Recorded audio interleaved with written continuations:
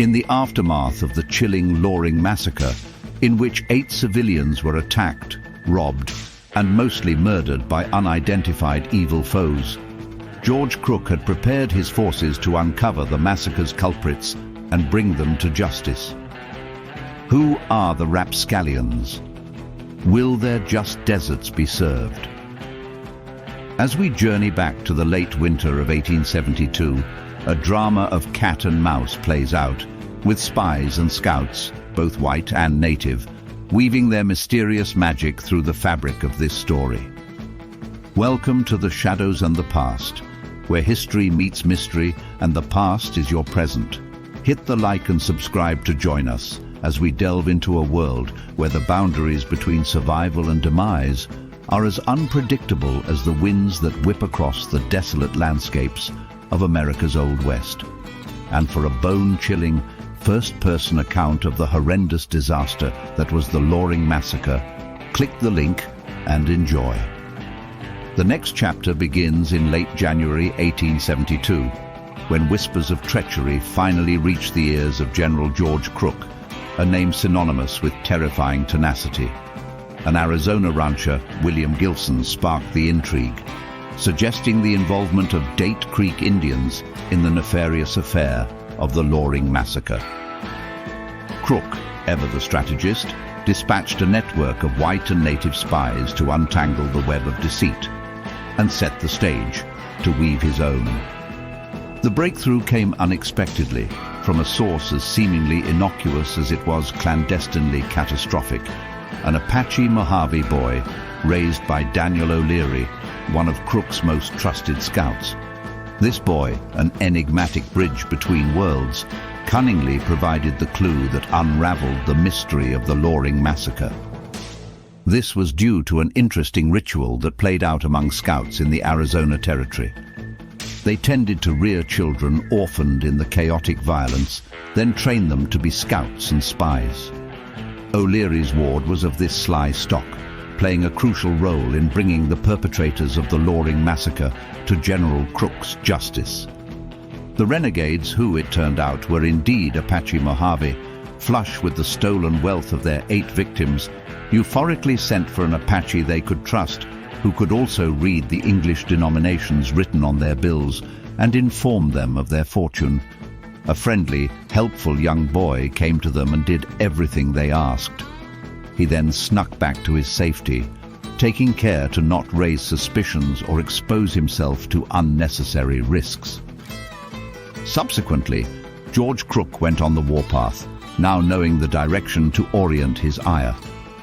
Meanwhile, our merry band of marauders descended upon the Colorado River Mojave Reservation, their arrogance and indiscretion, boasting and binge-drinking, catching the ire of Iritaba, the Mojave chief, and another friend of George Crook.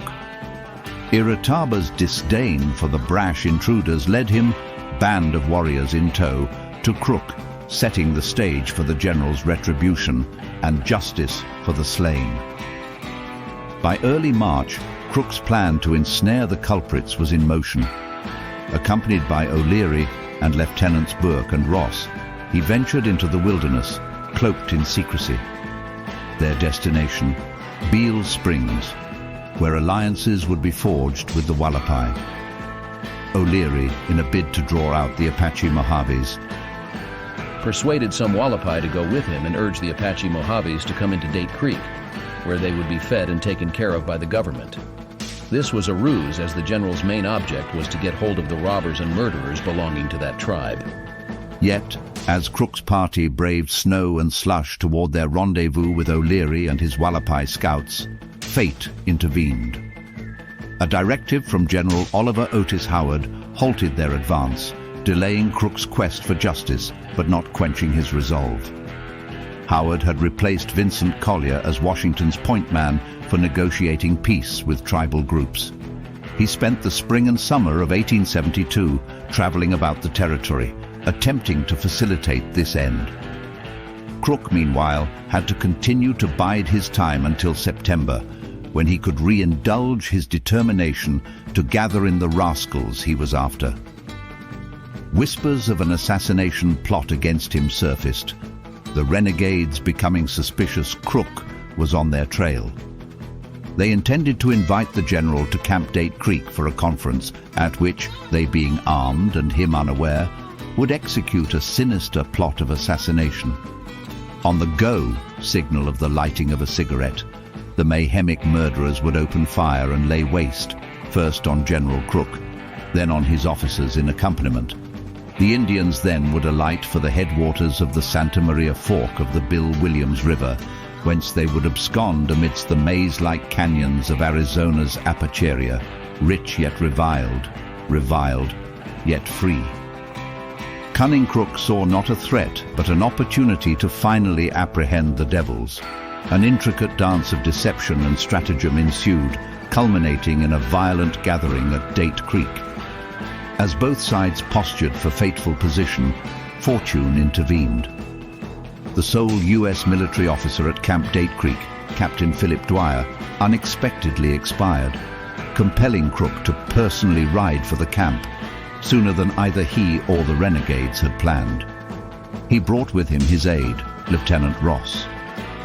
Lieutenant Bourke had previously arrived to the camp from a separate mission, and Crook's nucleus of defense was nearing completion.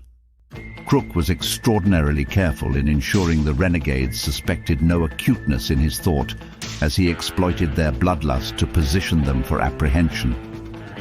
He met with his wily ally, Iretaba, and they found that 2/3 of the Camp Date Creek Indians had left the reservation, either in open or concealed revolt. Crook notified the Indians he wanted to meet the next day. They arrived, painted for war, restless and agitated. The Indians, amongst whom stood the mysterious renegade culprits of the Loring Massacre, did appear relieved he had only brought 2 lieutenants, a few soldiers, and about a dozen civilian mule packers. They did not appear to notice that amongst the civilian mule men were hulking Hank Hewitt and vicious Al Seba, both and all replete with cocked revolvers and knives, ready for instant, slicing access. O'Leary, along with Seba, an acclaimed scout, and the ever-wily Iretaba, had coordinated for Wallapai warriors who knew the identity of the renegades to hand out short strands of black tobacco to the marauders, at which point a soldier would position himself near the assailant such that he could effect the arrest. The murderers were led by Chief Ochokama. The first piece of black tobacco was handed to his very person. Cunning and clever, he lowered his head, indicating the game was up as he refused to accept the tobacco and his now inevitable demise. As the other condemned were handed their tobacco and fate, Chief Ochokama picked up his own tobacco cigarette, turning bluer and bluer, shade by shade. As he lit his fuse, one of Crook's soldiers attempted to make the first arrest. And then all hell broke loose as a classic melee ensued. The soldier who had attempted the first arrest was stabbed almost fatally but drew his pistol and fired. The Indian next to Ochokama raised his carbine and fired at Crook, but Lieutenant Ross and Dan O'Leary smashed into the general, knocking him aside just in time, the bullet killing an Indian who had been standing behind him. Crook recovered his feet and rushed into the center of the fracas, seeking to stop the shooting, which now had become general, with bullets flying in all directions. In an arena fraught with tension, Crook's cunning laid bare the renegades' plans. In the heart of this maelstrom, a row and eruption soon began, a vivid testament to the chaotic nature of frontier justice. 3 of the civilian packers, in the full honor of their glory, apprehended the mad devil Ochokama, who would have thwarted all of them had Dan O'Leary not grabbed Ochokama by the hair, thrown him to the ground, and shackled him. Here occurred a brief, odd reunion as Ochokama was thrown into the guardhouse, where he met with his brother, being held temporarily for weapons smuggling. Like Ochokama, his brother was in a fitful rage and, while attempting to break free through the roof, was fired upon and felled. Golly. Hank Hewitt, meanwhile, alive in the chaos, grabbed a large Indian who had participated in instigating the ambush and attempted to drag him to the jail with a vice-like grip. As the madman kicked, fought and bit, Big Hank reassessed his options and instead chose to grab the hulking man by each ear and smash his head against some useful rocks, to the point that he passed over during the coming night. Most of the Indians headed for the hills, but those remaining fought tenaciously. Ochakama, for his part, threw every odd and end at his jailer before completing the exodus his slain brother had unsuccessfully sought up and out through the roof. In the process, he was shot twice and bayoneted through, but he egressed quickly and quietly into the harrowing hills, narrowly escaping Crook's noose, being able to regroup with his warriors and plan his terrifying response. The skirmish at Date Creek, though brief, was a microcosm of the broader struggles defining the Wild West. Hewitt guessed that about 7 Indians had been killed, with others wounded. He further assessed that but for Crook's personal efforts to slow down the slaughter, more Indians would have been killed. The Indians all headed to the hills, refusing to return the murderers. Crook threatened that the entire tribe would be punished were they to not comply, but to no avail. In his official report on the affair, Crook wrote, "When the Indians were assembled, I had some men detailed to make the arrests as soon as the Indians were identified. As they were designated, soldiers stepped up to arrest them when one of the Indian friends standing behind the soldiers stabbed one of the soldiers in the back.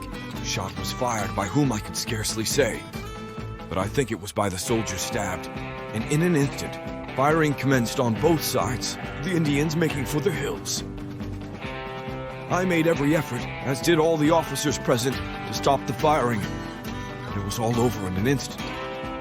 I returned to Prescott on the 9th of September, 1872. Crook's silence on the devious details of the affair spoke volumes, his methods unconventional yet effective in the pursuit of peace and order. Regardless of his efforts' efficacy, he likely sought to avoid being censured over his lethal use of civilians and thus left their honor and glory out of his official report. Crook's native and white allies, spies and scouts, allowed him to bring closure to the mystery of the Loring Massacre and set the stage for a showdown between George Crook and the dreaded devil, Ochakama. As we leave behind the wails and echoes of this chapter, let us not forget the shadowy figures who moved silently in the background, pivotal yet unsung. Coincidentally, they are out there still, tracking the rambunctious devil Ochakama down, establishing the find and the fix that will hopefully lead to the showdown of all showdowns between George Crook and these murderous fiends. But for now, let patience be our guide, as his scouts are for Crook. Ah well, such is life in the shadows. If you'd like more secret stories of cunning, endurance and iron resolve, hit the like and subscribe to ride along as we explore the secrets lurking in the shadows and echoing through the corridors of the past. And if you'd like to see a wagon train ambushed from the perspective of a lone Apache scout who penetrated 30 miles behind enemy lines on a solo mission lasting 21 days, click the link and enjoy. Welcome to the Shadows and the Past, where history meets mystery and the past is your present.